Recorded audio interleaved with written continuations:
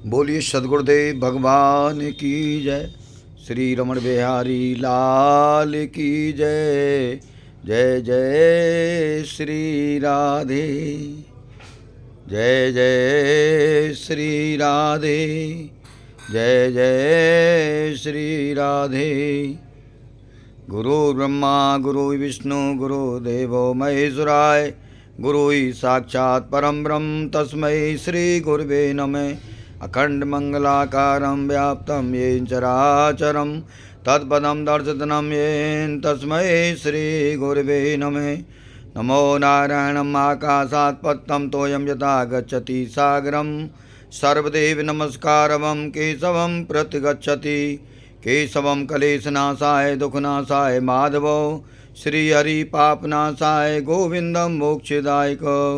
होते होते मन हो जावेगा प्रभु भजन का प्यारा। अमर पे वो ऐसे चमके जैसे ध्रुव तारा। नारायण नारायण नारायण नारायण। मन में अनेकों प्रकार के लोगों के प्रश्न उठते हैं, विचार उठते हैं, लेकिन कुछ विचार हमको बांधने वाले होते हैं और कुछ विचार हमको मुक्त करने वाले होते हैं। डिपेंड करता है साधक की प्रवृत्ति के ऊपर, कर्ता की प्रवृत्ति के ऊपर, कि उसके अंदर भरा क्या हुआ है, क्या भरा हुआ है उसके अंदर।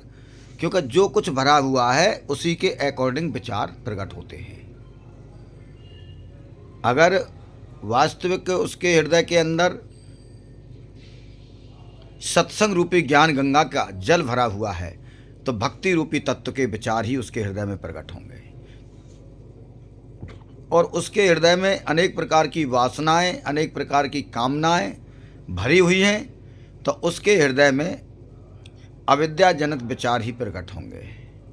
अविद्याजनक मतलब जो नश्वर है, जो क्षणभंगुर है, जो अस्थिर है, जो स्थायी नहीं है, जिसका नाश होना ही होना है।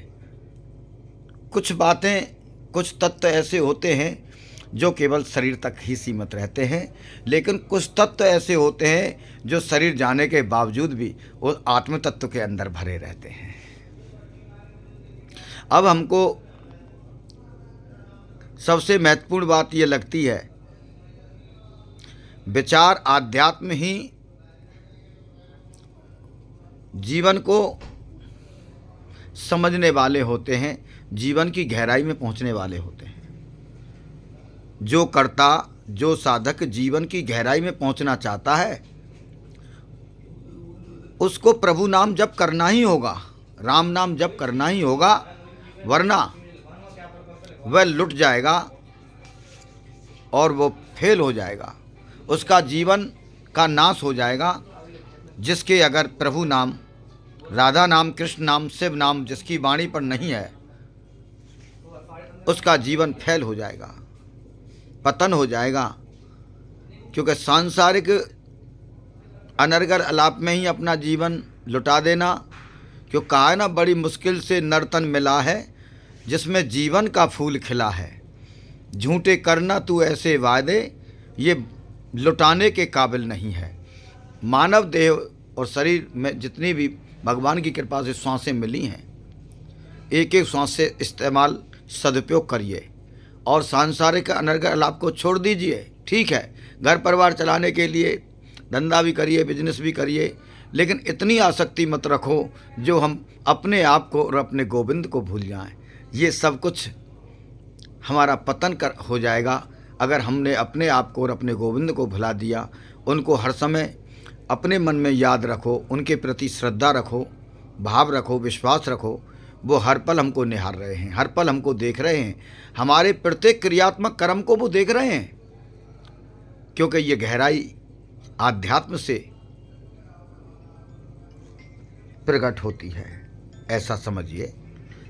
और नित्य भगवान के नाम का जप करिए सुबह ब्रह्म मुहूर्त में उठ करके, क्यों सुबह की ब्रह्म वेला एक ऐसी है कि जिसमें मन की दौड़ कम हो जाती है। सुबह प्राणी जगता है, ना कोई धंधे की चिंता इतनी जल्दी सुबह सुबह, ना किसी कार्य की चिंता। 4 बजे, 4:15 बजे बैठ जाइए और थोड़ी देर, घंटे, आधा घंटे आत्मचिंतन करो, नाम जप करो प्रभु का, तो निश्चित हृदय में जो विकार हैं वो कम होंगे, पापाचरण कम होंगे और दिव्य शक्तियाँ का प्रभाव अंतःकरण पर पड़ेगा पड़ेगा पड़ेगा। इसमें किंचन मात्र भी संदेह नहीं है। करके देख लें, आजमा करके देख लें। साल 6 महीने में, 2 साल में, 3 साल में कहोगे पता नहीं, बड़ी कृपा हो गई है। फिर 24 घंटे कृपा ही कृपा निकलेगी। बड़ी कृपा है भगवान की, बड़ी कृपा है भगवान की। सच्चे दिल से निकलेगी, ये मान लो, सच्चे दिल से अंदर से निकलेगी। बड़ी कृपा है। हम तो इस लायक नहीं थे, लेकिन भगवान ने बड़ी कृपा की है। तो ऐसा भाव प्रत्येक साधक का होना चाहिए, ऐसे ही विचार उठने चाहिए, तभी जीवन मद मस्त होगा। होश में होश भी खो बैठेंगे उसमें, भगवान की प्रेम में, भगवान के अनुराग में, और हर समय उनकी कृपा की अनुभूति होगी। इन सभी शब्दों के साथ कुछ अच्छा लगे तो अपने जीवन में उतारना, कुछ गलत लगे तो नज़रअंदाज कर देना और क्षमा भी कर देना साथ में। जय श्री कृष्ण, जय श्री राधे। आपका मंगल हो, ऐसी भगवान नारायण से प्रार्थना करते हैं। आज दिनांक 12 जनवरी 2026। जय श्री कृष्ण।